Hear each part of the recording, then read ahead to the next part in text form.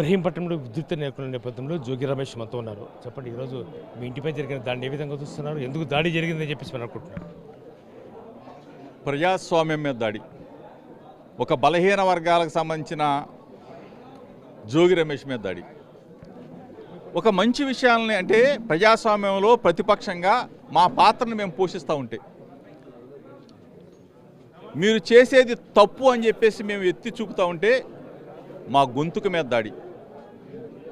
ఈరోజు ఇంట్లో మా నాన్నగారు ఉన్నాడు, నా భార్య ఉంది, నా పిల్లలు ఉన్నారు, అందరూ కూడా ఉంటే పెట్రోల్ బాంబులతో దాడి చేశారంటే అసలు ఎంతకన్నా దుర్మార్గం ఉందా?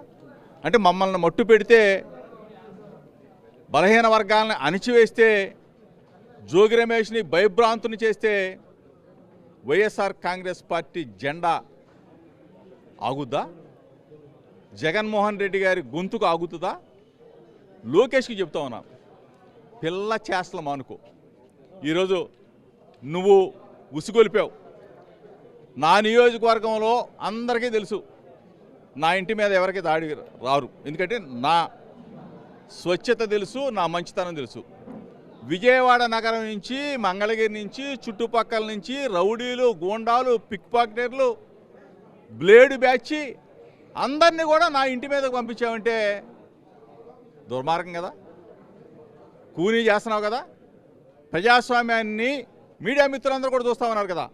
పోలీసులు ఏ విధంగా ప్రేక్షక పాత్ర పోషించారో, పోలీసులు ఏ విధంగా చేతులు కట్టుకొని కూర్చున్నారో, వాళ్ళ సమక్షంలో నా ఇంటి మీద, నా కుటుంబం మీద ఏ విధంగా పెట్రోల్ బాంబులేసి దాడి చేసి మమ్మల్ని హతమార్చాలని చూశారో రాష్ట్ర ప్రజలు చూశారు కదా మీడియా మిత్రుల సమక్షంలో.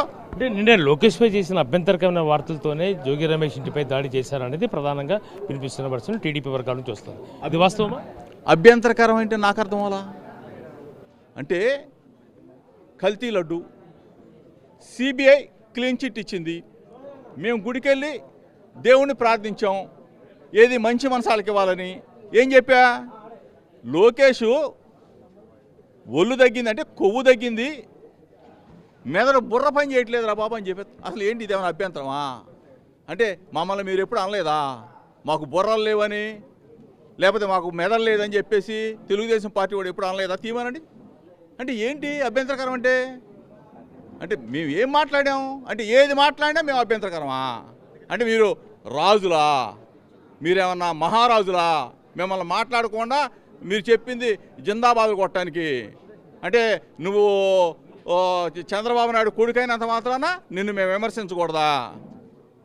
మేము రాజకీయాలు చేసాం, మేము విజయవాడ గడ్డ మీదే 1988 నుంచి రాజకీయాల్లో ఉన్నాం. నువ్వు పిల్లగాడివి, నువ్వు నిక్కర్లు వేసుకొని ఉంటావు. ఇవాళ మీ అయ్య ముఖ్యమంత్రి అయిన నువ్వేం పెద్ద పుడింగాడు కాదు. జోగి రమేష్ భయపడతాడు అనుకుంటున్నామో? నీ ఇంటికి నా ఇల్లు ఎంత దూరమో నా ఇంటికి నీ ఇల్లు అంత దూరం. అంటే మీ ఇంటిపై దాడి ప్రధానంగా ఎవరు చేశారు, ఎవరి కుట్రపూరితంగా జరిగింది, అసలు మీ ఇంటిపై దాడి చేయాల్సిన అవసరం ఎందుకు వచ్చిందని చెప్పేసి మీరు అనుకుంటున్నారు? నా ఇంటి మీద దాడి చేసింది ఎవరనేది మీడియా మిత్రుల సమక్షంలో ఆంధ్రప్రదేశ్ ప్రజలందరికీ తెలుసు. లోకేష్ అనే ఓడే పురిగొల్పాడు, పంపించాడు, దాడి చేయించాడు అనేది నగ్న సత్యం. రాష్ట్ర ప్రజలందరికీ కూడా తెలుసు. ఎందుకంటే అతను చిప్పు దొబ్బిందన్న, అంటే బుర్ర లేదని చెప్పా, ఆ మాటకి నా ఇంటి మీద దాడి చేస్తారా? అంటే ఆ మాటకి నన్ను చంపేయాలని చెప్పేసి పెట్రోల్ బాంబులు వేస్తారా? ఇది ప్రజాస్వామ్యమా? అంటే మా లీడర్ని కానీ మమ్మల్ని కానీ ఎప్పుడు ఏమనలేదు మీరు? అంటే బుర్ర లేదు అన్నంత మాత్రాన నువ్వు మా మీద దాడి చేసేస్తావా? ఇంటి మీద 100 మందిని పంపిస్తావా? పోలీసు వాళ్ళని సహా పంపిస్తావా నా ఇంటి మీదకి? పోలీసుల సమక్షంలోనే దాడి జరిగిందని చెప్పేసి చూశారు కదా మీరు, కళ్ళారా మీరు చూశారు కదా, వీడియో క్లిప్పింగ్స్ చూశారు, టీవీలు అన్నిట్లో వచ్చినాయి. పోలీసుల సహకారంతో, పోలీసుల సమక్షంలో తెలుగుదేశం పార్టీ గోండాలని లోకేష్ అనేవాడు పంపించి దాడి చేయించాడు నా ఇంటి మీద. మీ కుటుంబ సభ్యులు ఉన్నప్పుడే మీ ఇంటి మీద దాడి జరిగిన నేపథ్యంలో మరి ఈ దాడిని మీరు ప్రత్యక్షంగాను పరోక్షంగా ఎదుర్కొని సిద్ధంగా ఉన్నారా? అసలు ఈ దాడిని మీరు ఏ విధంగా చూస్తున్నారు? ఇది ప్రజాస్వామ్యం మీద దాడి. ఒక మాజీ మంత్రి, ఒక బలహీన వర్గాలకు సంబంధించిన వ్యక్తి మీద దాడి జరిగిందంటే ప్రజాస్వామ్యంలో ప్రతిపక్ష పాత్ర మేము పోషిస్తూ ఉంటే నువ్వు తట్టుకోలేక, అంటే మంచిని మంచి అని చెప్తాం, చెడుని చెడు అని చెప్తాం, నువ్వు తట్టుకోలేక మా మీద దాడి చేస్తే దుర్మార్గం కదా. నిన్నేం చేసావు? నిన్న ఒక మాజీ మంత్రి కాపు లీడర్ రాజశేఖర రెడ్డి గారి వెంట అడుగు వేసిన వాడు వంగవీటి మోహన్ రంగ గారి అనుచరుడు నేను వంగవీటి మోహన్ రంగ మా మీద దాడులా అంటే ఏంటిది?